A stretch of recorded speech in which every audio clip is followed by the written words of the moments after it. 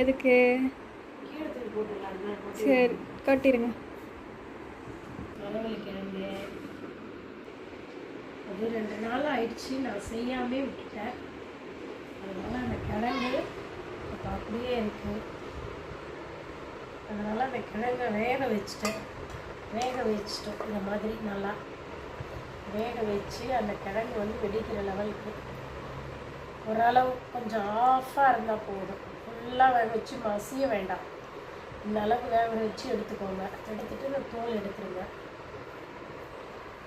எடுத்துட்டு இந்த மாதிரி எடுத்துக்கோங்க. உங்களுக்கு எவ்வளோ நீளம் வேணுமோ அந்த நீளத்துக்கு, இல்லை நீளம் கம்மியாக வேணும்னா இந்த அளவுக்கு இப்படி கட் பண்ணிக்கோங்க.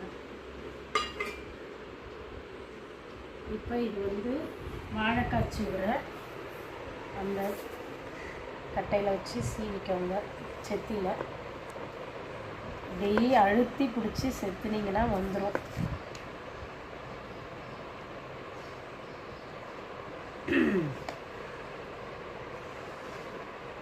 இதில் ஒரு சின்னதாக விழுதுன்னு கூட நினைக்காதீங்க. காஞ்சதுக்கப்புறம் அது கூட நீங்கள் ஆயிலில் போட்டிங்கன்னா நல்லா பொரிஞ்சிடும். எதுவுமே வேஸ்ட் ஆகாது.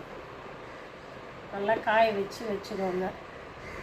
என்னைக்காவது ஒரு நாளைக்கு தயிர் சாதம், சாம்பார் சாதம், ரசம் அந்த மாதிரி சாப்பாட்டுக்கு இந்த சிப்ஸு நல்லா எண்ணெயில் போட்டு பொரிச்சிட்டிங்கன்னா லைட்டாக மிளகாய் பொடி உப்பு தூவிட்டு அதை எடுத்து சாப்பிட்டு பாருங்கள். கடையில் கூட சிப்ஸ் விற்கிதுங்க, மரவள்ளிக்கிழங்கு சிப்ஸு. ஆனாலும் வந்து அது அவ்வளோ சுத்தமாக இருக்கிறது கிடையாது.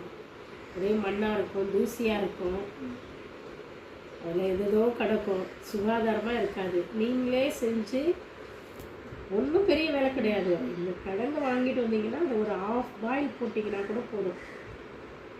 இது அப்படியே செத்தி எடுத்துருங்க. அப்படியே செத்தி எடுத்துட்டிங்கன்னா இதெல்லாம் வந்துடும். 1 நாள் 2 நாள் காஞ்சாலே போதும். இப்போ அடிக்கிற வெயிலுக்கு ஒரே நாளே போதும். காஞ்சிருச்சுன்னா நீங்கள் எல்லா சாப்பாட்டுக்குமே இந்த சிப்ஸை யூஸ் பண்ணிக்கலாம்.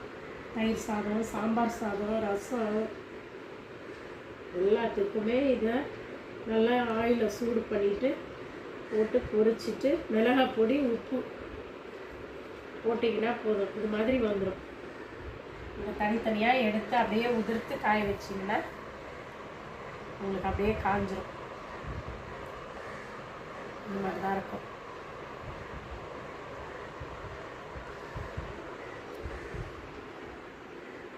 நீங்களும் மரவள்ளிக்கிழங்கு வாங்கினீங்கன்னா இதே மாதிரி செஞ்சு பாருங்கள், சாப்பிட்டு பாருங்கள், எப்படி இருக்குதுன்னு சொல்லுங்கள்.